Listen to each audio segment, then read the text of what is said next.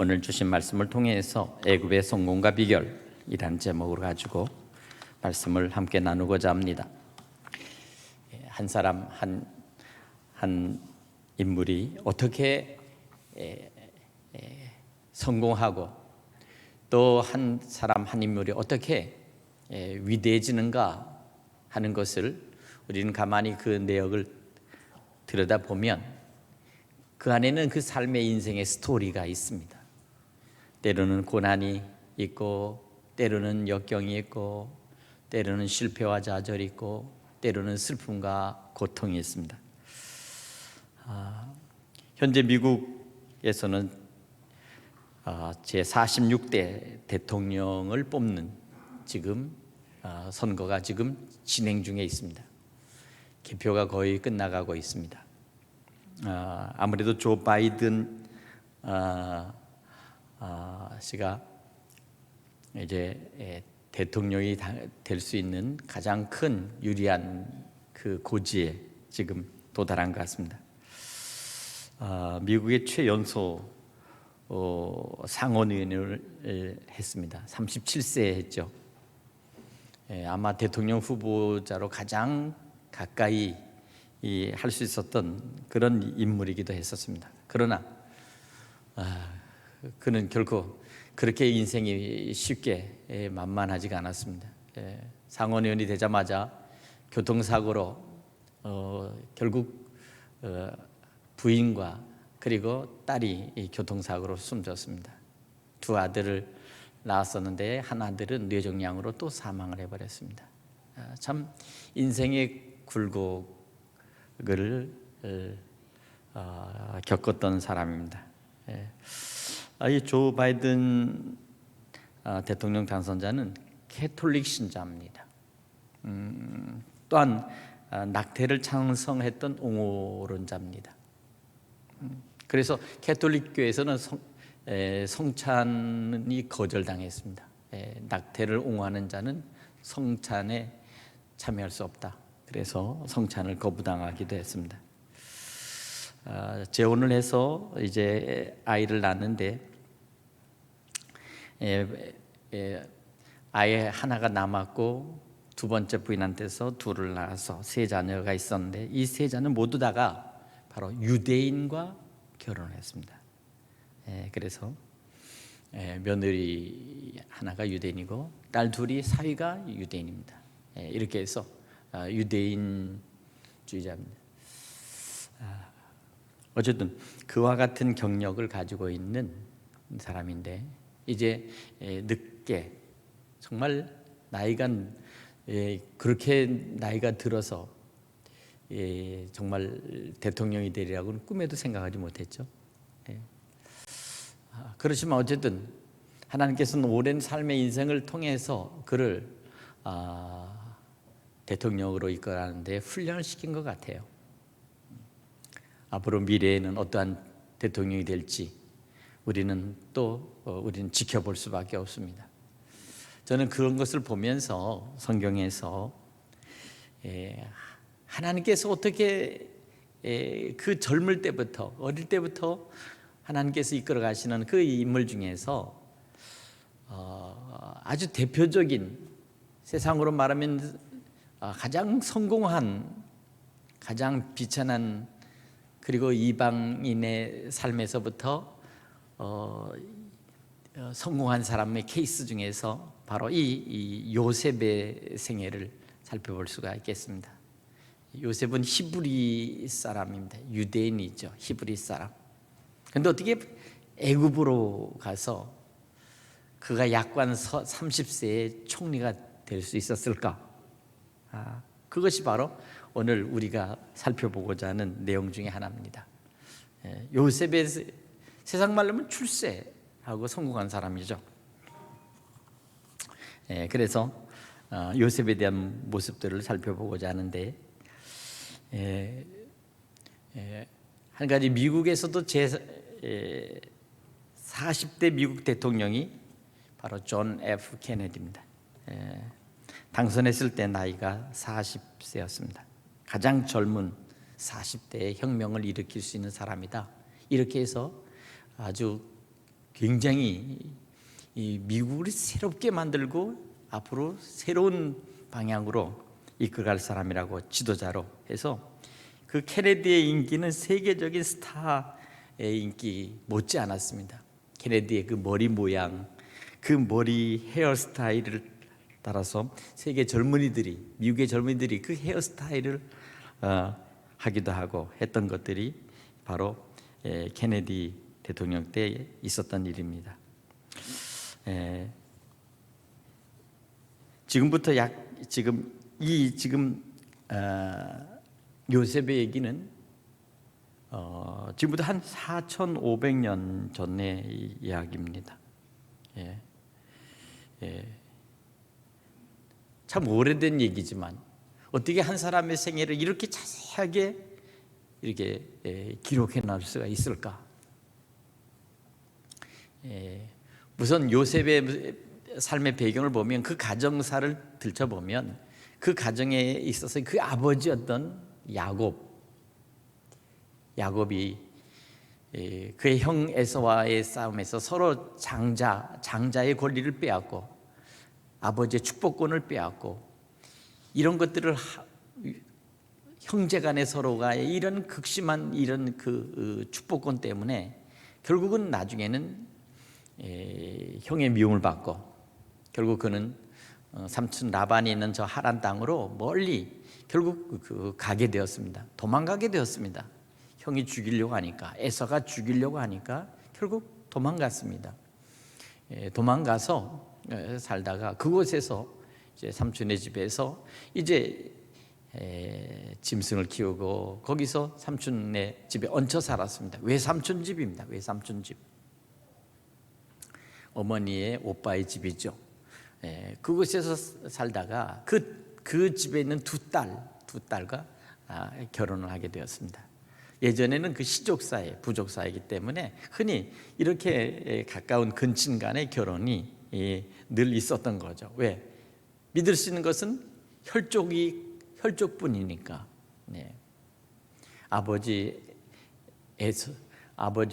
아버지도 그 자기 아들 에서가 이방인들과 같이 결혼하고 그러면서 가나안 족속의 딸들을 데려오는데 풍습이 달랐고 종교가 달랐습니다. 그렇기 때문에 못마땅했고 그것 때문에 굉장히 불화가 많았습니다. 그래서 아버지 이삭은 자기 아들 야곱만은 자기의 친족에게서 아내를 얻기를 원해서 그렇게 바라고 있었다가 결국 이 형제 간에 에서와 야곱 간에 서로 이 장자권과 축복권으로 서로 싸우다 보니까 장자면 다 뭐 아버지 재산을 갖는 거 아닙니까? 재산을 물려받는 거죠. 그러니 그 지금이나 예전이나 재산을 다 한 사람이 물려받는다고 하면은 그거 참을 수 있겠어요? 그렇죠? 우리 아버지 때는 장손이 제사를 지낸다는 그 이유로 인해서 집안에 있는 모든 것들을 다 가지고 물려받았습니다. 형제들에게는 그저 조금씩 이렇게 해서 재금을 낸다고 해서 그냥 조금씩 해갖고 새빵이라도 하나 얻을 수 있는 것 해가지고 내보내면 그게 끝났습니다. 여자들은 뭐 말할 것 없죠. 고모나 뭐 이런 사람들은 출가 외인, 그러니까 시집 가면 끝이다. 그거 끝났어요. 재산 안 줬어요. 그러나 시대가 바뀌고 이제 모든 그 법이 바뀌어서 이제는 다 자식들은 다 똑같이 나눠주지 않습니까? 다 n분의 1로 나눠주잖아요. 시대가 그만큼 바뀌었고 그만큼 시대가 좋아진 시대고 유교적인 어떤 그런 장자의 어떤 그런 권리나 어떤 것들은 이제 결국은 다 그것이 끊어지는 변화되는 시대에 우리가 살고 있지 않습니까? 어쨌든 장자의 상속권 때문에 결국은 이렇게 싸울 수밖에 없었고 결국 야곱은 도망갔어요. 삼촌에게 집으로. 그 집에서 살면서 이제 아내를 결혼할 때가 됐는데 문제는 뭡니까? 둘째 딸이 너무 이뻤습니다. 그래서 7년 동안 연애를 했습니다. 서로 사랑을 속삭이고 결혼을 약속했습니다. 그런데 결혼을 하기로 해서 삼촌하고 얘기했더니 삼촌이 이제 딸을 주겠다 이렇게 해가지고 해서 첫날 밤 이제 결혼식을 해가지고 결혼식을 치렀습니다. 그리고 나서는 아침에 자고 일어났더니 세상에 자기가 그렇게 사랑하고 결혼했던 그 둘째 딸 라헬이 아니라 자기 옆에서 자고 있는 것은 첫째 딸 레아였습니다.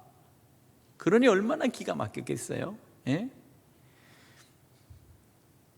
예. 화가 난 이 야곱이 삼촌한테 따졌습니다. 나는 라헬하고 장가 갔는데 어떻게 내 아내가 내 옆에 이 레아가 잡니까? 그랬을 때 삼촌 라반이 뭐라고 합니까? 우리의 풍습은 먼저 딸을 보내는 것이 풍습이다 이런 거예요. 그러니 너는 이제 나하고 계약을 맺자. 이제 네가 7년을 더 나를 위해서 봉사하고 내 짐승과 양을 쳐서 같이 있으면 그러면 내가 이 레아와 함께 라헬도 주겠다. 그래가지고 결국은 7년 일하고 또 7년 더 일해서 14년을 일하면서 그가 얻은 것은 레아와 라헬 이 두 부인을 얻은 거예요. 두 딸을 얻은 거예요. 두 부인이 생긴 겁니다. 이게 그러니 이게 얼마나 기가 막히겠습니까? 예. 그러니까 이와 같은 상황 속에서 결국 벌어지는 일이 이게 형제간에 이제 서로가 시기합니다. 레아와 라헬이 서로 시기하고 서로 싸우고 서로 남편 하나를 독차지하려고 그렇게 싸우다가 화가 나니까 자기 몸종까지 다 이제 부인을 줘서 야곱이 부인이 넷이 됩니다. 넷이. 이게 넷이 돼서 이제 여기서 자식이 태어나는 것이 바로 12입니다. 12. 문제는 뭐냐면 이겁니다. 레아가 자식을 씀뿍씀뿍 낳고 계속 낳았는데 라헬은 자식이 없습니다. 심지어 몸종을 줬던 비라와 실바도 또 자식들을 막 씀뿍씀뿍 낳습니다. 근데 라헬은 자식이 없습니다. 얼마나 속이 상하겠어요. 그러니까 그냥 어떻게든지 자식을 낳으려고 하다가 결국 드디어 잉태하고 임신했습니다. 그래서 자식을 낳았는데 바로 그 라헬에게서 난 그 자식이 바로 요셉입니다. 11번째입니다. 그리고 나중에 또 임신을 했습니다. 라헬이. 그런데 이 임신을 한 이 상태에서 애를 낳다가 그만 애를 낳자마자 그 산고에 못 이겨서 바로 숨을 거둬버렸습니다. 라헬이 죽었습니다. 그 12번째 태어난 자식이 베냐민입니다. 이렇게 해서 12이 됐습니다. 이 12. 그러니 라헬은 죽었고 애 둘 막내 11번째 12번째 그 어린 자식들을 바라보는 이 야곱이 얼마나 그 애들을 사랑했겠어요. 특별히 11번째에 있는 이 요셉을 유난히 사랑했습니다. 애지중지했습니다. 그래서 애를 갖다 키우면서 다른 형제들은 다 그냥 지 엄마들이 다 알아서 키우니까 이 자식은 특별히 야곱이 그 아이들을 엄마 노릇을 한다고 그 아이에게 채색 옷, 이쁜 색깔을 얻은 이 아주 패셔너블한 그런 옷을 사다 입혔습니다. 다른 애들은 그냥 아무거나 주워 입으면 되지만 이 아이는 특별한 옷을 입혔어요. 요셉이. 그러니까 형제들이 시기가 난 겁니다. 형들이 시기가 난 겁니다. 어떻게 저 아이만 유독이 사랑하는가? 이와 같은 일이 벌어지면서 서로가 이제 틈이 갈라지기 시작한 겁니다. 예전에도 부모 간에 엄마 간에 서로 시기하고 서로 알력이 있어서 그래서 형제들이 이렇게 서로 보이지 않는 가운데서 저기 했는데 이제 이 아이가 결국 이제는 뭡니까? 구박덩어리가 된 겁니다. 형제들에게 구박덩어리가 됐습니다. 근데 이 아이가 아주 독특합니다. 꿈을 꿉니다. 꿈을 꿉니다. 그런데 이 꿈을 가만히 얘기하는 거 보면 이런 꿈을 얘기합니다. 밭에 있는 추수하는 그 단이, 그 11단이 다 자기가 뵌 단에게 절을 하더이다. 그런 얘기를 합니다. 그러니까 형들이 그 얘기를 들으면 화가 났습니다. 야, 네가 우리 왕이 되려고 그러는 거냐? 응? 왜 너의 단에 형제들의 단이 다 절을 하냐? 응. 이제 그런 얘기를 하면서 서로 이제 기분이 나쁘고 그렇게 했는데, 얼마 지나다 또 꿈을 꿨는데 얘가 또 이런 얘기입니다. 제가 어제 꿈을 꿨는데요, 해와 달 그리고 별 11개가 제가 있는 제 별에게 다 절을 하더이다. 이게 이런 얘기를 해요. 그러니까 그 얘기를 들으니까 가만히 아버지가 옆에서 듣다가 이놈의 새끼야, 네 엄마 아버지가 너한테 절하더냐? 네 형들이 너한테 절하더냐? 그러고 그냥 고함을 버럭 질렀습니다. 그냥 뭐 애가 뭐 꿈을 꾸고 얘기를 했지 뭐 자기가 그렇게 절하라고 한 것도 아니잖아요. 그러니까 애가 그냥 찍소리부터 가만히 있었습니다. 그러나 아버지는 마음에 두었습니다. 이놈이 참 이상한 놈이다. 뭔가 이놈이 다른 놈이다. 연거푸 2번씩 뭔가를 보여주는 것은 앞으로 얘가 뭔가 앞으로 크게 될 놈이 아니냐 하는 그런 생각을 들었어요. 그러나 형들은 더욱 미워했습니다. 더욱 미워했어요. 심지어는 이제 저놈을 어떻게 하든지 없애버리자, 죽여버리자. 결국 형들이 멀리 이제 헤브론 골짜기라고 하는 골짜기로 양을 치러 갔습니다. 그런데 그 헤브론 골짜기에 거기에 가 있어 이 아들들이 가니까 야곱이 마음에 얘네들이 어떻게 하나 하기 위해서 이제 늘 같이 자기 옆에 두었던 요셉을 보냈어요. 형들이 어떻게 되는지 알아보고 오너라. 결국 그러니까 이제 좋다고 형들이 있는 데 가서 음식도 갖고 가고 뭐 갖고 갔겠죠.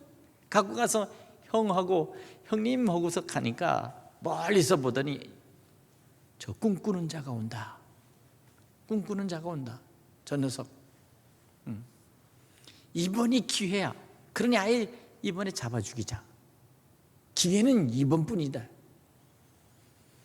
결국 형제들이 모의를 했습니다.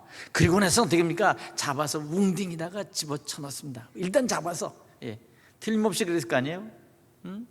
채색 옷을 입어가지고 그냥 얼룩덜룩한 멋있는 옷을 갖다 다 캐시미어 옷으로 착, 캐시미어 알죠? 100% 캐시미어. 양복 입거나 옷을 입으면 몸에 쫙 달라붙으면 아주 반짝반짝하지 않습니까? 좋은 색깔 옷을 다. 자, 상태가 이와 같이 벌어져서 이제 죽이자는 게 결정이 난 겁니다. 그런데 가만히 생각해 보니까 문제는 뭡니까?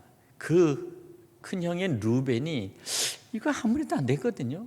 이건 혈육, 피부친데 죽여버리면 어떡하겠어요?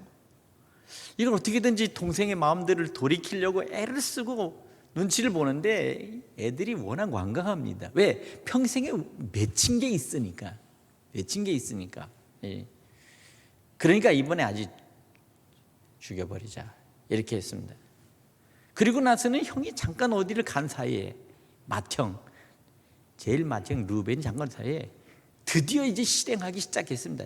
이제 죽이자고 다 칼을 빼들고 달라들기 시작하는데 그때 유다가 이렇게 얘기합니다. 야, 죽일 게 뭐냐? 이놈 팔아버리자. 이스마엘 상인들이 우리의 친족 이스마엘 상인들이 애굽에서부터 무역을 해서 약대 끌고 저쪽 오니까 그때 팔아버리자. 그래서 은 20냥에 팔아버렸습니다. 멀리 애굽으로 가버린 거죠. 그러고 나서는 옷을 벗겨서 거기다가 이제 짐승 양의 피를 묻히고 그래가지고는 이제 아버지한테 급히 갑니다. 아버지, 얘가 오다가 죽었습니다. 짐승에 물렸습니다. 이거 옷만 남았습니다. 이게 바로 요셉이 17살 때의 스토리입니다. 17살까지의 스토리. 17살에 그가 애굽으로 끌려갔습니다.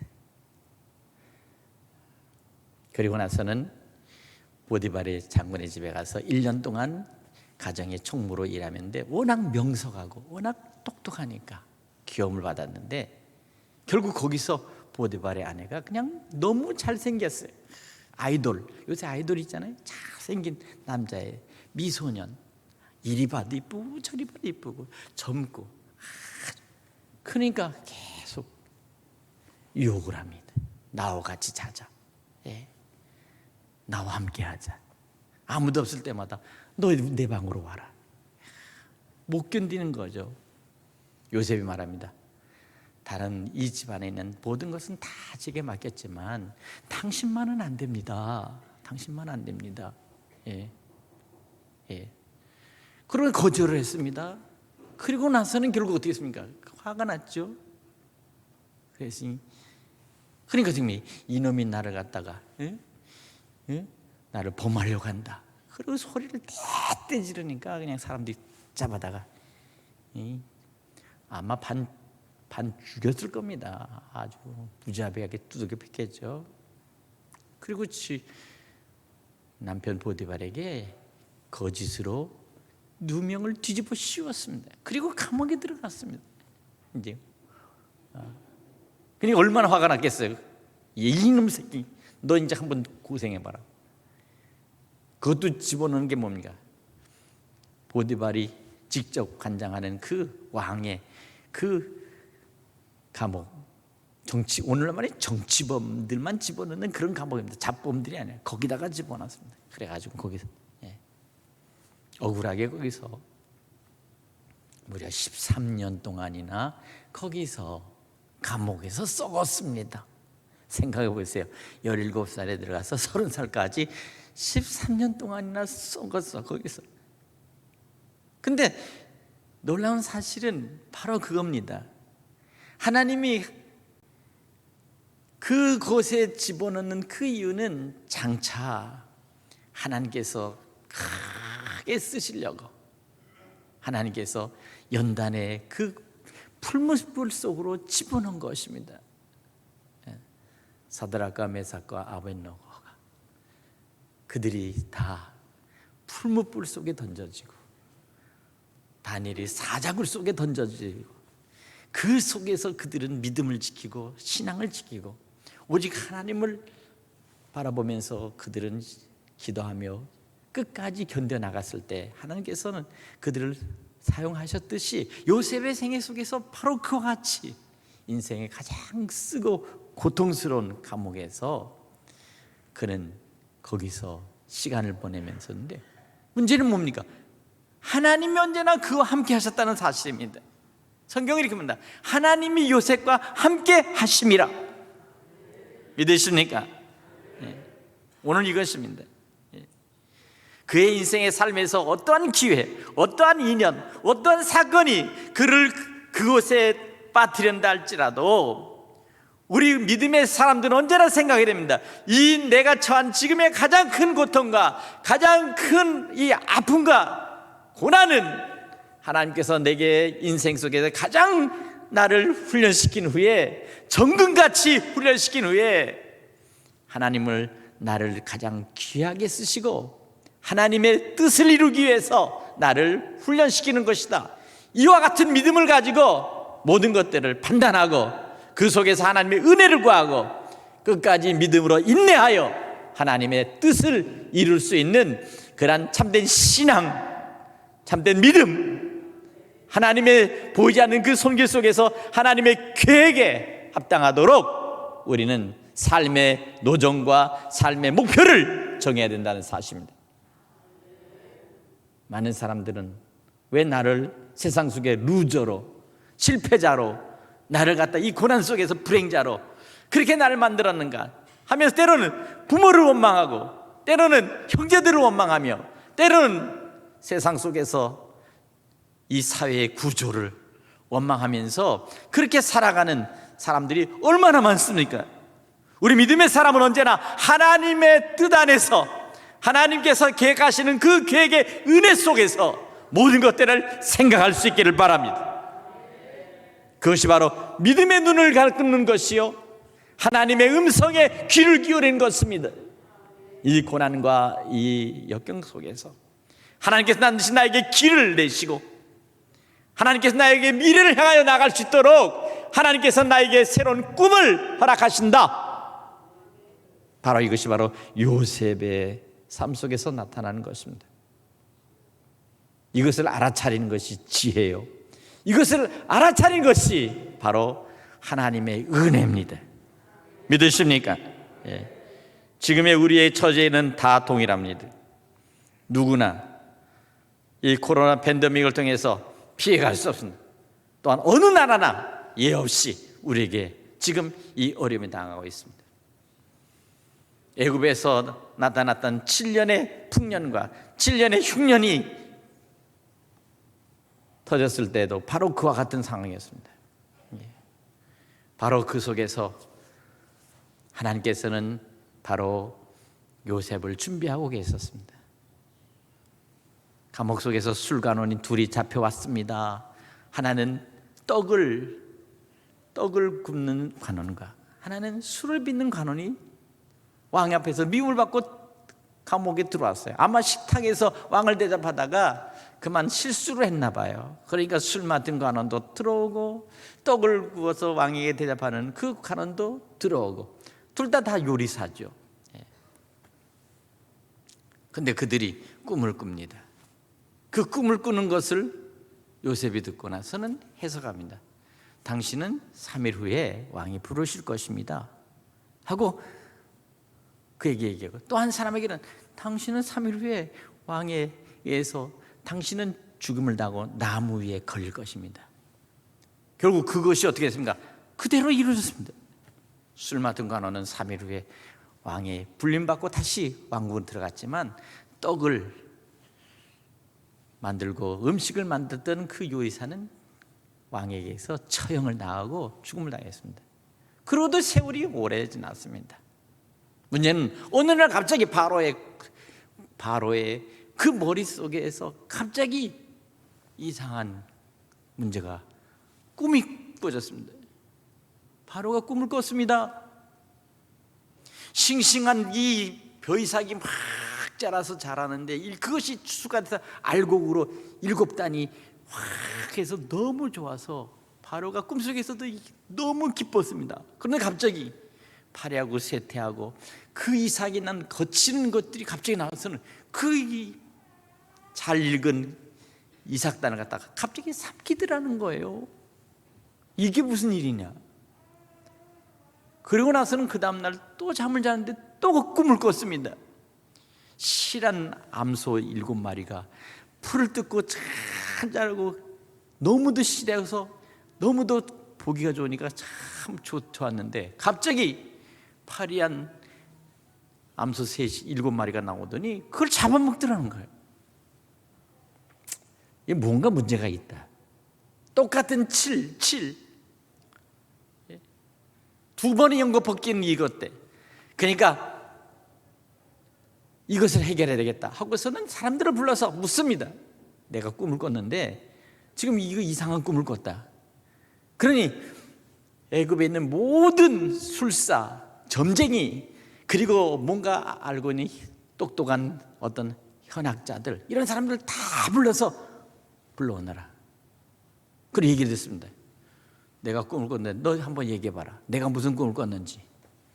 뭐 별의별 얘기를 해도 전혀 맞지 않습니다. 그때 술을 맡았던 그 관원이 얘기를 합니다. 예전에 제가 감옥에 있을 때 바로 거기에 한 젊은이가 있었는데, 그는 잡혀온 이방인입니다. 히브리 사람입니다. 근데 그가 나에게 꿈을 얘기해 주면서, 그러면서 그때 제가 풀려났고 떡 맡은 사람은 죽었습니다. 근데 그때 그가 말하는 그 예언이 딱 맞았습니다. 바로가 그 얘기를 듣자마자 그 사람, 그 요셉을 불러오라. 왕 앞에 갔을 때 비로소 요셉이 얘기를 합니다. 왕이시여, 왕의 머릿속에는 이런 꿈이 있었습니다 라고 하면서 7개의 풍성한 씨란 그 단과 7개의 씨란 바싹 마른 그 단, 그것이 삼키는 얘기, 실하고 튼튼하고 살찐 암소 7마리를 삼키는 그 얘기, 그 얘기를 듣는 순간에 비로소 왕의 눈이 확 열리는 겁니다. 어떻게 제가 내 속을 들어왔다 나갔는가? 어떻게 얘가 이걸 다 하는가? 그때 요셉이 말합니다. 왕이시여, 앞으로 7년간의 풍년이 있고 그 후에는 7년간의 이 애굽의 전무후무한 흉년이 올 것입니다. 그런데 이것을 2번에 걸쳐서 연거푸 보여준 것은 하나님이 이미 정하신 것이요 변함없는 하나님의 뜻을 왕에게 확증하여 보여주신 것입니다. 그 얘기를 듣는 순간 비로소 오늘 본문부터 나오는 바로가 모든 신하들과 함께 그 얘기를 듣는 순간에 바로가 신하들에게 말합니다. 이와 같이 하나님의 영에 감동된 사람을 우리가 어찌 찾을 수 있으리요? 오늘 이 본문이 여기서부터 시작됩니다. 하나님의 신에 감동된 사람, 오늘날 말하면 성령에 완전히 감동된 사람, 오늘 성령의 충만함을 받기를 간절히 축원합니다. 성령 안에서 모든 하나님께서 예수의 영이 우리에게 지시하는 그 영을 따라 살아가는 믿음의 성도들 되시기를 간절히 축원합니다. 네. 오늘 이와 같은 일이 벌어지면서 비로소 요셉을 총리로 삼아 애굽을 다스리게 하는 이 일이 벌어졌습니다. 생각을 해보세요. 인생에 있어서 가장 큰 실패자가 모세였습니다. 40대까지는 그는 왕궁에서 모든 것들을 호의호식했습니다. 히브리인이었지만 바로의 공주의 양자로 들어가서 그는 모든 것들을 누리고 살았습니다. 그러다가 40세가 될 때 자기의 백성들, 이스라엘 백성들의 고난을 보면서 비로소 자기 자아의식이 생겼습니다. 나는 어차피 왕이 되지 못하니까 이 민족을 이끌어내야 되겠다. 그러나 그의 생각은 여지없이 깨져버렸습니다. 왜? 준비가 되어 있지 않기 때문에. 결국 애굽의 관원을 결국 어떻게 했습니까? 때려 죽이고 모래속에 감췄지만 발각하고 고발당한 사람들에 의해서 결국 도망가 버렸어요. 그가 어디로 갔습니까? 그는 미디안의 광야로 갔습니다.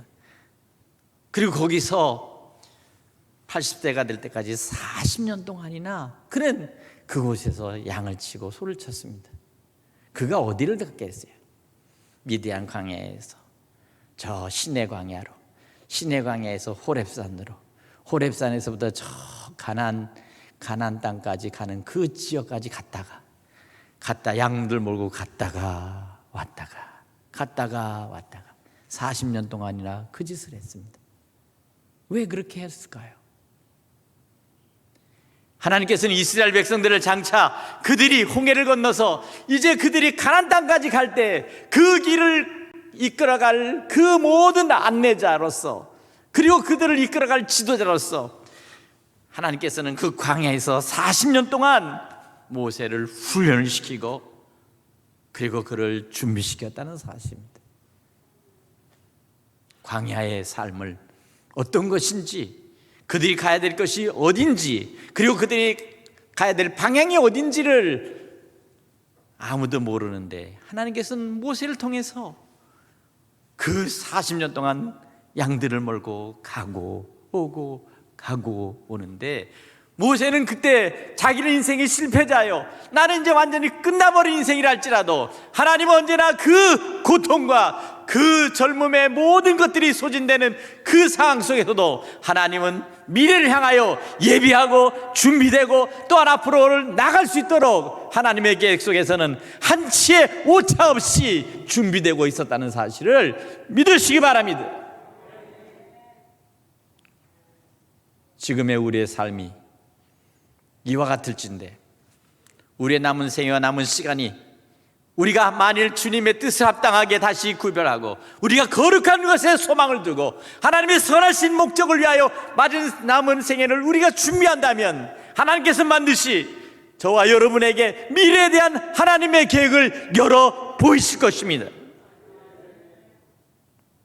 이 11월은 한 해를 마지막 결산하지만 2021년 새해를 우리는 준비하며 기도하며 우리는 다시 한번 목표를 정해야 될 것입니다.